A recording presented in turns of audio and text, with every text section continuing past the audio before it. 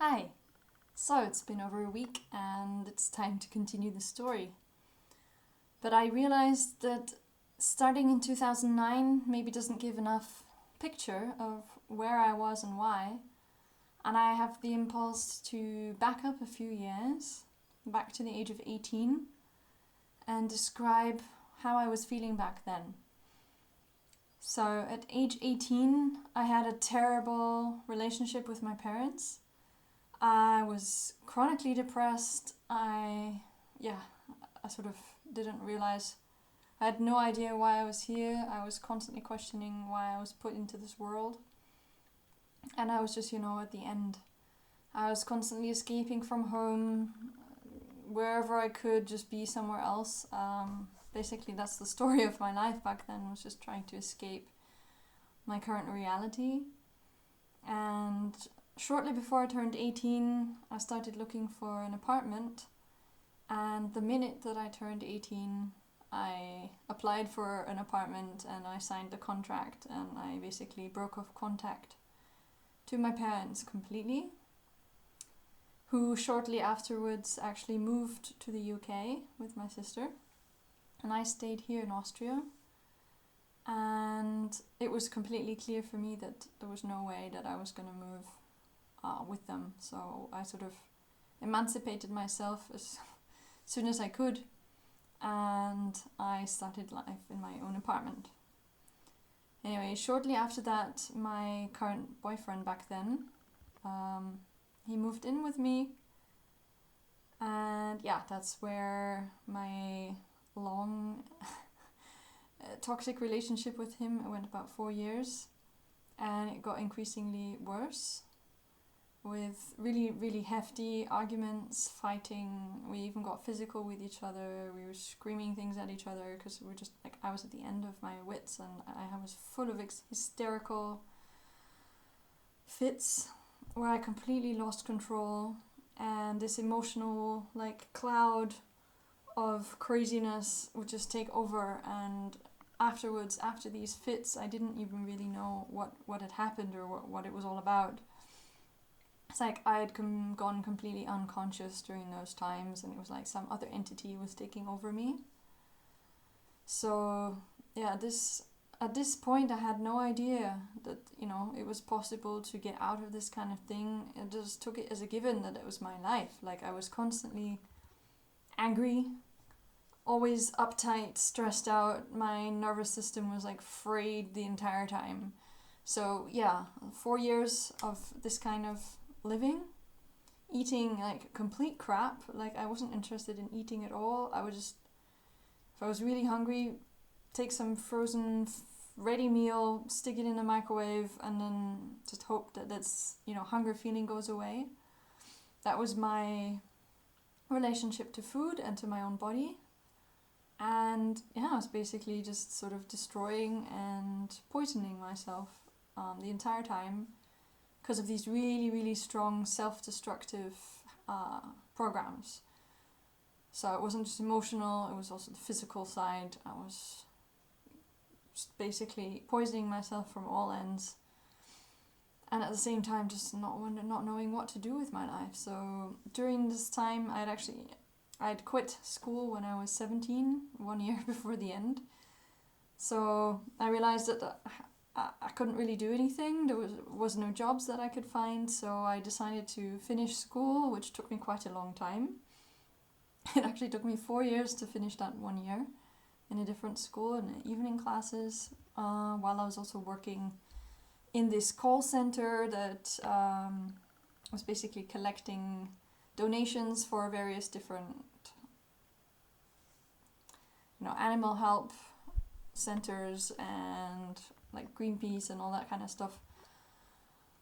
But it just didn't feel like it was fulfilling or like it was leading me anywhere. So I continued just stabbing around in the dark until 2009. I spent the entire summer thinking about what I should do, because even after I finished school, I realized I still couldn't find any jobs that in some way were better than what I had before.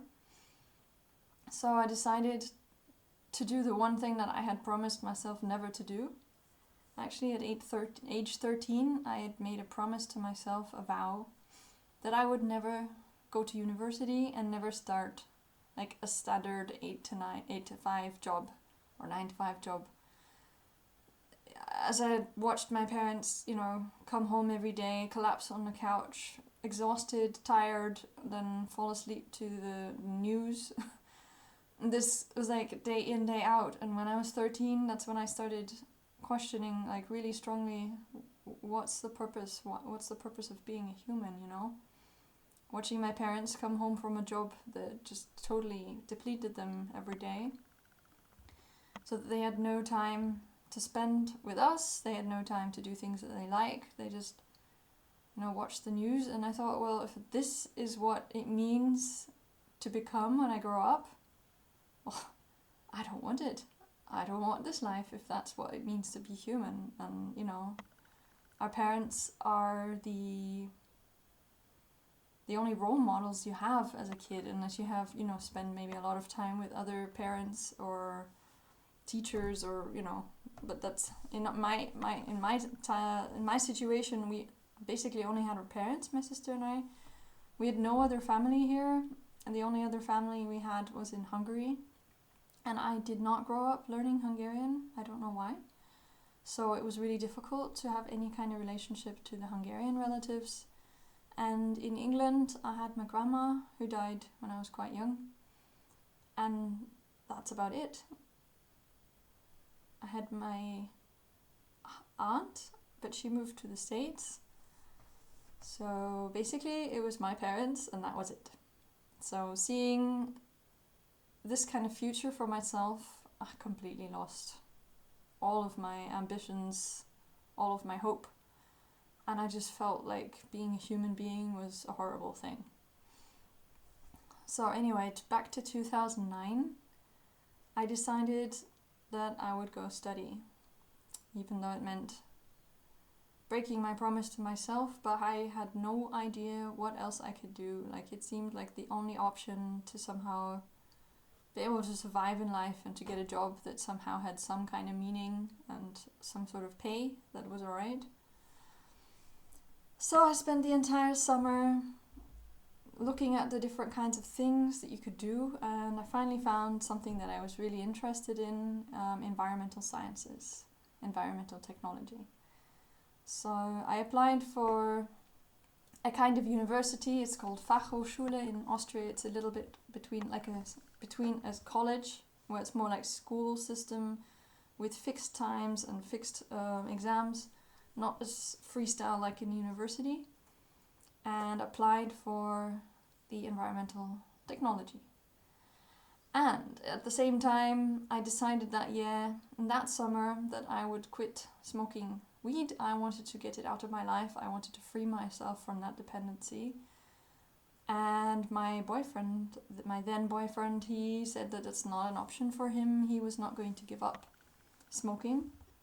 So alongside all our arguments and destructive behavior towards each other, towards ourselves, and the decision of him that he would not, follow in this path of changing this habit, the only option was to break up. So in that year, we ended the relationship.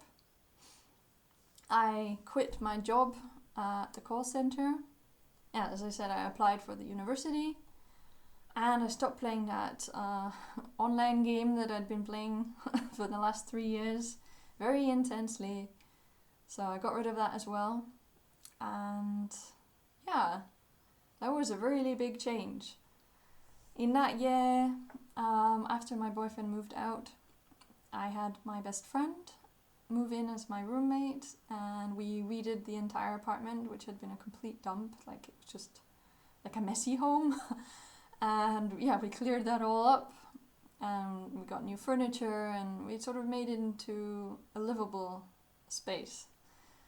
And yeah, so we had our apartment together. So things started picking up, and I started my studies, and it was a really big hurdle because it was really difficult to get my stipend that I thought I had earned enough to to qualify for it, but it turned out I had earned like about €1,000 too little in the last 4 years altogether to qualify for this fixed stipend, which would have been over 600 or €700 a month, and it would have covered my living expenses and enabled me to study without extra job. Anyway, so I didn't get qualified for that. Instead, there was a second option of a stipend that was calculated depending on my parents' income. So, what did that mean? I had to get back into contact with my parents, which was a very difficult step for me, and basically ask them for help, which was also incredibly difficult given the circumstances and our history. So basically going through a lot of bureaucracy to finally get the papers sorted out, I got a stipend granted of about €150. So I contacted the stipend place and I told them, it's impossible for me to do this full-time study and live and pay for all of my living costs with €150. Luckily, a friend of mine helped me combat it. This was a longer process. Like, this wasn't a lot of things went wrong in this entire time, but eventually I finally got a grant of €450, and it was like just about the bare minimum that I could somehow pay for my rent, food, living costs, and get to university and buy the books and everything that we need and the materials, which only worked because I had a roommate. But it wasn't enough to live from, so I looked for a job that was flexible enough that I could do it alongside the full-time study. And basically it was catering, serving beer at events like football, and making hot dogs. Sometimes all night. Like, I would have a 12-hour shift from the afternoon to like 4 or 5 in the morning. Then I would go home from the event, get a shower, get changed, get my stuff together, and then go to uni together for 8 o'clock. So that was like the worst, or something. Sometimes it was like even 15-hour shifts, so that I could somehow get by. So this was a really, really difficult time in life. And at that time, I sort of had this general view about life that things are really difficult, that life's just, it just sucks. That if you want to get anything done, it's involved with a huge struggle. And this was the kind of frame of mind I had back then. So now that I know this, basically because of my thoughts, that is the life that I had. But each step along the way, I started getting more healthy. Like, I finally gained weight. I was finally able to stabilize my emotions somewhat, although after breaking up with my boyfriend, I'd kind of shut off my heart, actually, for an entire 6 years. So I was getting better, but I had no severe depression, but I didn't have this feeling in my life that you have when you're in the flow mode, if your heart is open, you're following your intuition. I was just cut off from myself, and this is a kind of state that I never want to go back to. Well, not more further than just, a short relapse of maybe a few minutes or hours at the most. But to be in this permanent state, that is something that I definitely never want to experience again. And if anyone out there experiences this state of cut-offness as their, constant state of being, I'll let you know there are many ways to get out of it, and you can change your life drastically with a few simple steps, which I wish people had told me back then. I had no idea. So 2009 was the big game changer, the breaking point, where my life completely started picking up. And I remember back then I just started my first Facebook account, and I put into my status things keep getting better and better. And I've kept that ever since, up until recently, because it's never changed. Like, it just kept being true. Maybe this was also like a kind of manifestation by writing that down. Life is keep getting better and better. It just did keep getting better and better. So that is the next part of my story that I am sharing with you, and I hope that it reaches you, and I hope that I can help you with some of your life situation. Thank you, and yeah, I hope that I will be getting better at talking in front of the camera and be a little bit more sorted in my head, a little bit more structured, so that I can really bring across what I would like to share with you. Then, until the next time, see ya!